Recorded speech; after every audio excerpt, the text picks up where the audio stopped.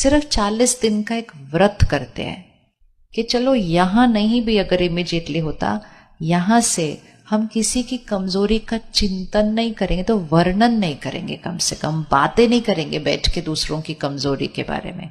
इतना कौन करने के लिए तैयार है? 40 दिन का व्रत लिखना पड़ेगा, रोज याद करना पड़ेगा, 1 घंटे में भूल जाएगा नहीं तो। ये हमारा सबसे कड़ा संस्कार है और यही संस्कार हमारी शक्ति घटाता है, क्योंकि हमने इतने सारे लोगों के साथ रहना है, हर एक के संस्कार अलग है, हर एक को देखते देखते ये ऐसा क्यों करता है, ये ऐसा क्यों करता है, ये ऐसे क्यों करता है, ऐसे क्यों करता है, सबकी एक एक कमजोरी भी देख लो तो हम कमजोर हो जाते हैं।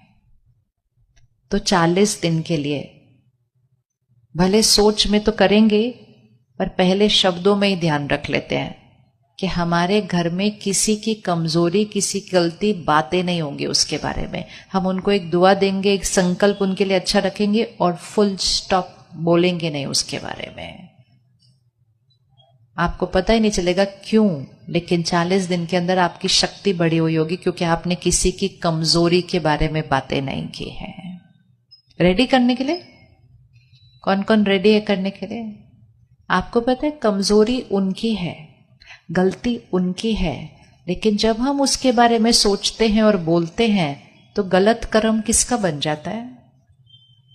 गलत कर्म किसका बन जाता है? गलत कर्म बन जाता है मेरा, और मेरा कर्म मेरा भाग्य बनाता है। तो गलती उनकी, लेकिन उनकी गलती के बारे में बात करके सिर्फ मेरा गलत कर्म बन जाता है और मेरा भाग्य अफेक्ट होना शुरू हो जाता है, क्योंकि मेरी शक्ति घटती जाती है। और सबसे इंपॉर्टेंट याद रखो, घर के वातावरण की शक्ति घटती जाती है, मन की खुशी घटती जाती है, दूसरे के मन की खुशी घटती जाती है और रिश्तों में दरार आनी शुरू हो जाती है, सिर्फ क्योंकि मैं किसी और की कमजोरी और गलती का वर्णन कर रही हूं।